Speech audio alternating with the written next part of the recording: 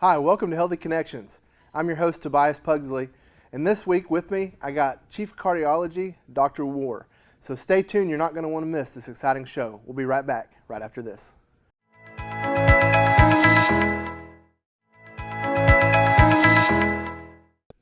Welcome back to Healthy Connections. I'm Tobias Pugsley, and with me today, the Chief of Cardiology, Dr. War. Dr. War, welcome to the show. Well, thanks for having me. Absolutely. So Dr. War, tell our viewers out there, the ones that may not know you yet, tell them a little bit about yourself and how you came to live in the Mountain Home area. Well, my wife and I moved here in 2003. I spent 11 years in the Army before that. I was a practicing cardiologist, and I did my training in the military. But we came here in 2003. Looking for a place closer to home and looking for a place where we could spend time, our off time on the beautiful lakes around here. So the hospital setting and the region really kind of fit our needs and what we were looking for. And it's a really nice hospital for anyone who's not been. It's really a great institution for this small community, and we're really proud of what we've been able to accomplish here. Absolutely. So you started off in the Army. Can you tell us a little bit about how your time in the Army prepared you for your position in cardiology and now the Chief of Cardiology? Yeah, I think obviously the military does provide a lot of leadership opportunities, and I think most military physicians and cardiologists are probably a lot more well-rounded than some other training programs. They really try to train their cardiologists to be all-encompassing and very general in their practice. So I felt like doing my training in the military and actually some of my assignments did prepare me well for the types of patients that we see here. I know the cardiology department sees a lot of patients over the course of the year, Mm-hmm. but how long did you say you had been here? We came here in 2003, so we've been here almost 14 years in October. Yeah. So in 14 years, how have you kind of seen the hospital adapt over time to kind of meet the needs of the community? Well, I think the hospital's been very, very receptive to a lot of the ideas that we bring in. I think feel like we're really on the cutting edge when it comes to our interventional program here, and administration's very good about working with us as far as getting the best technology and staying on the cutting edge of technology. Cardiology is a very technology-based specialty, and it's a constantly moving entity. So we're blessed to have a really good working relationship with the administration here. That's great. I got an opportunity to go and see one of the procedures, and it really does look like something out of a sci-fi movie. You have all the screens up there. You're looking at the different pieces. You got the X-ray showing where Mm-hmm. where things are going. I mean, it really does look like something out of a sci-fi movie, and it was amazing for me to see how technology actually impacts what you all do and what you have available here. Oh yeah. I mean, that's just doing this for the past 14 years. We've seen technology in the cath lab really change almost 100%. So in a good way, and our stents and procedures that we do for peripheral vascular disease have all are light years ahead of what we were doing 14 years ago. So it's really a fun specialty to be in because of that. So we got the best technology. Can you talk to me a little bit about your staff? Now it said that Baxter Regional is the region's leader in cardiac care, and that Mm-hmm. obviously doesn't happen overnight. So can you tell me a little bit about the staff and how you guys actually got to be that renowned? Well, I think it starts with the cardiologists. There's 3 of us, and actually we're bringing on a 4th cardiologist this summer. but it trickles down to the nursing staff in the cath lab, the nursing staff on the floors. We have great technicians in the cath lab that we rely on a daily basis, and it really takes a tight-knit team to take care of these complex patients and frankly sick patients. So it's very comforting to know that we have those types of people that they have your back, and we have theirs. So it takes that kind of personalities to really make it work.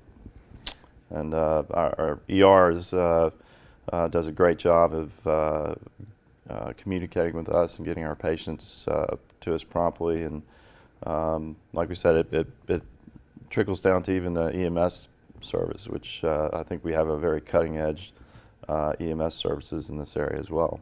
So that was one of the things that was kind of amazing to me. We were shooting a photo the other day trying to get the entire heart team, and it's amazing how many people in that hospital. It's hard to get them together, but it's amazing how many people actually touch a heart patient along the way, from when they, whether they come in on the ambulance or whether they or walk into the ER, or and all the way to if they have to have open heart surgery, all the people that touch them along the way. It's absolutely fascinating to me.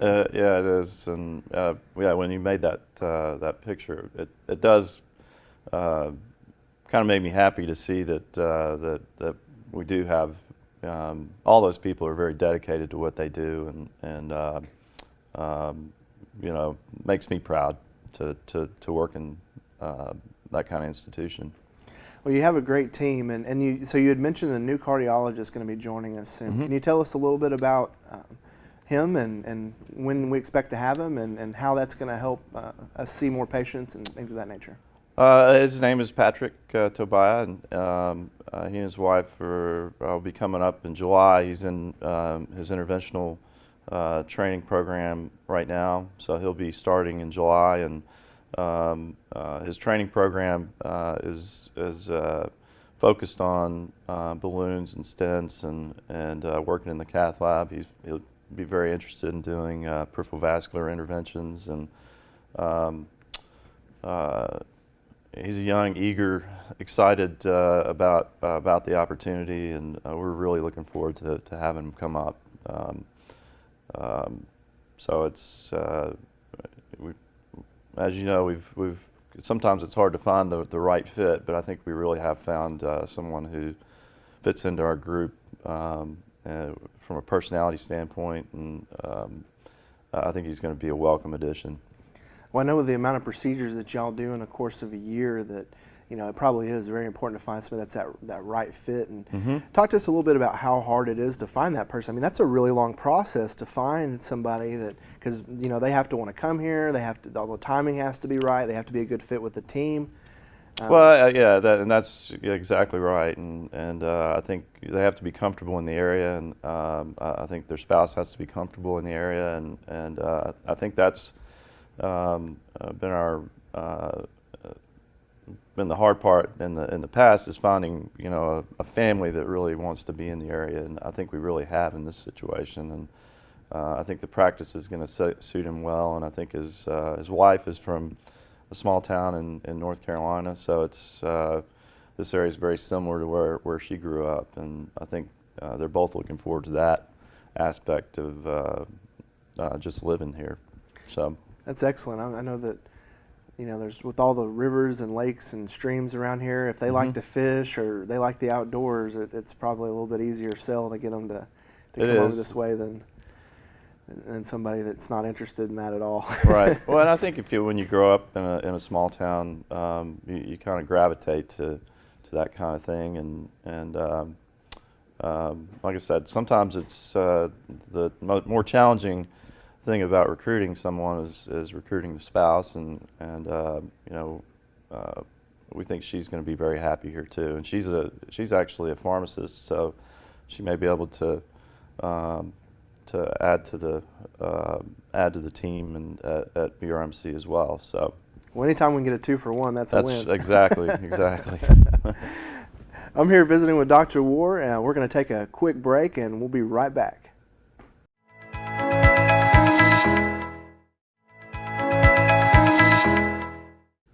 Welcome back to Healthy Connections. I'm visiting here with Dr. War, and we've been talking about how great the cardiology program is at Baxter Regional Medical Center. And Dr. War, kind of want to talk about what you sort of see as the chief of cardiology in the next 5 to 10 years. You know, I know that there's a lot of uncertainty in the healthcare industry right now, but as far as the heart program, what do you see in the next 5 to 10 years? Well, I think what we talked about technology being a large part of what we do, and I see technology continuing to move forward. There's a lot of new stent technology with bioresorbable type of stents that are out there, not quite ready for what we say prime time, but you know we're really watching that area. There's a lot going on in the structural heart disease environment, and what I mean by that is people with valvular disease. It used to be that surgery was their only option. Now things can be done, through minimally invasive type of procedures or through catheters. So that's where we see things headed. With people with significant valve problems that may not be candidates for surgical intervention. So I think that's the area that we're watching most closely. I think it's that's a very challenging area because it does take a very dedicated team just to do those type of procedures. But I think eventually I'd like to see us, in that area as well. So, but I think most in taking care of our heart patients, not only is technology improving, but I think we're seeing a big boom in medical therapy and pharmaceuticals that can really help people. And it's just a very exciting area to work in. And you kind of see the cardiac program growing over time, I mean, with some of these new innovations coming along. Well, yeah, definitely. And, I think sometimes we're a victim of our own success. I think as people do get older, we're going to see a lot more heart disease, and older folks sometimes can be a little bit more challenging. And, I think that's where the technology and the medical therapy can really help us.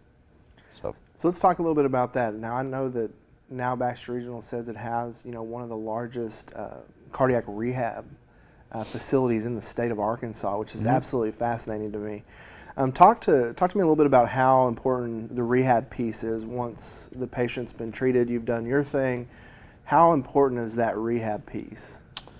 Well, I think rehab does a lot for a large variety of heart patients, and from people who've had bypass surgery, from people who've had heart attacks and have had stents. Rehab not only gets them back on their feet and gets them exercising again. Some of these people have never really, had a formal exercise regimen before their event, and I think it gets them into good, healthy habits of exercise. But not only that, I think it really allows them to commingle with other individuals that may be in their same situation. So they can ask questions. They can feel a little bit more comfortable that they're not in this alone. And I think from a psychological standpoint, the cardiac rehab probably does more than some of the physical aspects of it. So. We have people that do the phase 2, which is for 8 to 12 weeks after their surgery or stent. But we also have a lot of people that continue to do it in the phase 3 realm, and I have people that have been doing cardiac rehab since I've been here, so for 13, 14 years, and it really becomes sort of almost a social type of situation for these people, and they look out for one another, and it's really fun to see sometimes. Yeah, I was in there the other day, and I mean, it was absolutely packed. Every treadmill, every hand bike, every piece of equipment seemed to be taken up by somebody. Right, and everybody knows each other, and if somebody doesn't show up, somebody will call, and so I think they really look after each other, and I think that's one of the neatest things about it. Yeah, there's that accountability piece, and I know that I've heard other patients say, there's that reassurance piece where you're there, you're exercising. If something does happen, you have nurses right there that can, immediately attend to you. And right, and they monitor them, and they'll send us information if they're uncomfortable about something. So they have a direct line to our clinic. So they can feel a lot more confident that they're going to be okay. So. Yeah, and then I've heard other patients, the ones that are a little more healthier, they said that this actually kickstart their entire, health regimen. They now work out, 3-5 days a week, and it all kind of started because the cardiac rehab kind of gave them that ability. Yeah. And now that they don't go, they feel bad because they want to work out now. That drives back in them for whatever reason. Yeah, I think that's a great point. Because a lot of these folks just that wasn't part of their life before, and incorporating those healthy habits into their life, I think it helps them in a lot of ways. So we have a world-class facility. We have great cardiac rehab. So we want everybody that has any heart issues to come to us. But let's talk a little bit to the viewers about how we prevent heart disease. How can we keep them from us as best we can? Well, I think the best thing that can be done is to see your physician on a regular basis and look at the risk factors that do cause heart disease, and the main risk factors are diabetes, high blood pressure, and high cholesterol. If you smoke, your primary care physician can help give you strategies to try to quit smoking. So I think focusing on those things is the key to preventing. But you need help, and I think your primary care physician can address all those things. I guess the other thing to stress is if you're having symptoms that you're not sure about, like chest pain or shortness of breath, or just not feeling well, fatigue, all those things may mean that you might have some heart disease, and going in and being evaluated before something happens, I think is what we like to stress as well. A lot of people do present for the first time having a heart attack, and most of those people haven't really seen their physicians or aren't really committed to that. So I think that's the big thing that we can stress at this point. So one of the big things I know I've been reading a lot about is somebody will start getting chest pains, and like you said, they feel like they're healthy, they're not seeing their primary care on a regular basis, but all of a sudden I'm having chest pains and it hurts. I'm more likely to get in my car and drive myself to the ER, and that can get to be a very dicey situation if you're not feeling well, and especially if you're having chest pain. I think it's best to call 911. A lot of people are embarrassed when they get to the emergency room because nothing really is going on, but I like to say we'd much rather it be a false alarm than something real. But if it happens to be a heart attack, at least you're being monitored real closely. If all of our EMS units have the capability of doing EKG and transmitting it to the hospital immediately, so we know when they pick those folks up that we need to activate the system. And if you drive yourself in, not only are you not able to provide that part, but if something bad were to happen while you're driving, that's what we always worry about. Absolutely, I can see that being a big issue. And that's kind of neat that they're transmitting that data ahead of time. So when the ambulance brings that person in, you already know what's going on with them. You're prepped and ready to go. Yeah, and we have the team ready, standing by. So even in the middle of the night, if someone's in Yellville and they're 30 minutes away, they call us, and we can have the team almost ready to go. So the whole key with heart attack is getting that artery open as soon as possible, and that's one of the things we've really been proud of, is we've really gotten our times down, and I think we're ahead of the national average when it comes to getting those arteries open. Yeah, I know we got that golden 90 minutes, I think is what they say, that we really got to get them in there and get them treated. And we're consistently probably less than 60 minutes on most of that. That's So absolutely amazing. it becomes sort of a challenge for us, and I think we all kind of strive for that. And but I think that's the thing to stress is if you don't activate the system, we can't help. So I think, and that's what it's there for. Yeah. So if you're having heart trouble and your chest pain, call 911 immediately. Dr. Ward, thank you so much for being with us today, talking to the people about heart and how to take care of our heart and what to do if we get into a situation. I really appreciate you being here. It's my pleasure. I just want to real quick mark your calendars. April 26th and 27th are going to be the dates for the health fair this year at the Baxter County Fairgrounds. So we'll have more information coming out about that soon. So just make sure and mark your calendars on that. And thank you so much for being with us today at Healthy Connections. My name's Tobias Pugsley. Have a great week.